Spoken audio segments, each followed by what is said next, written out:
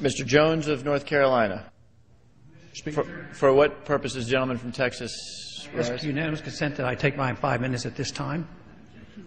Without objection, the gentleman is recognized for 5 minutes. I thank you, Mr. Speaker. Today, the motion to instruct on the comprehensive Iranian sanction bill was passed overwhelmingly.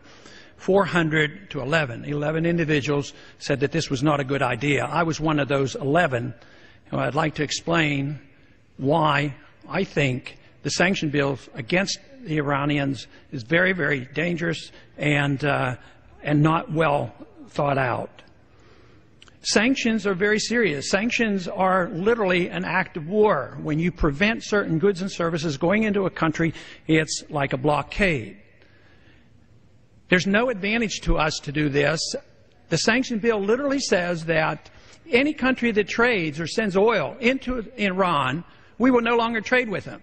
So if Russia sends in oil or gasoline or refined products, or China does, we are theoretically under this bill not to trade with them. Can you think of anything more chaotic than having a trade war with China at this particular time? So often, well-intentioned foreign policy procedures backfire, they have unintended consequences, and there's too often blowback.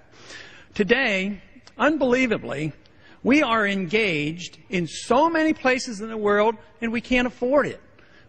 Our foreign policy costs us $1 trillion a year to operate. We're in 135 countries. We have over 700 bases throughout the world. We are engaged in military confrontation in Iraq, Afghanistan, and Pakistan. We're bombing in Yemen, and as well as having surrogates fighting in Somalia. We're flat out broke. The policy is driving our enemies into the hands of the Chinese, and here we are looking for another war. It makes no sense whatsoever. The conversation today was nothing more than war propaganda on why we have to get ready to bomb the Iranians. There is no proof, according to our CIA, that they're actually working on a nuclear weapon. Now, I'm sure they would like to. Why not? Everybody around them have it, so it would be logical that if they're surrounded and threatened and intimidated with all their people around them, why wouldn't they want one? Well, of course they do. But others have it.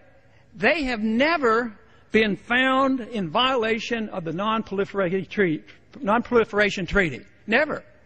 And yet, Pakistan, India, and Israel, they don't even belong.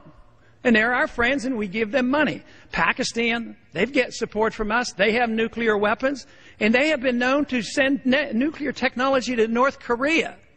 So the whole process makes so little sense. The language today was used that, well, we have to go in because of the weapons of mass destruction. They're going to have missiles, and they're going to attack us. It's identical to the propaganda promoting in 2002, in 2001, before we attacked Iraq.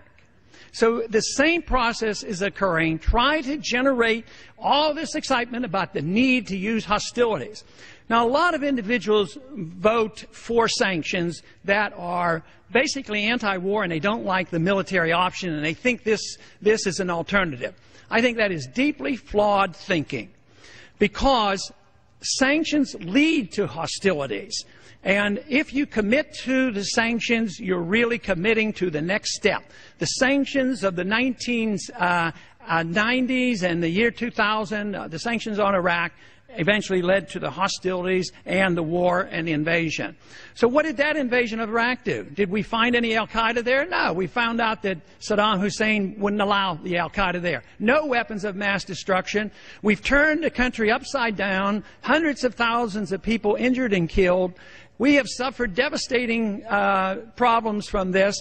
And what has happened? We've turned the government of Iraq over to the Shiites, who are allies with the Iranians. So that whole policy has actually backfired. So now what we're doing to the Iranians is driving them into the pockets of the Chinese. The Chinese are pretty good capitalists these days. They work hard, they produce, they sell us certain goods and services. We pay them, they save their money, and they're starting to invest. So they're investing around the world in natural resources. And what are we doing? All we're doing is trying to take over the world with natural resources so we have control of oil. This is a mercantilistic idea. It's ancient, and it takes you back to almost colonial times. So this, I think, shows that our policies are deeply flawed. I sure would have wished this vote would have come out differently, and I warn, this was a very dangerous vote. The gentleman's time has expired.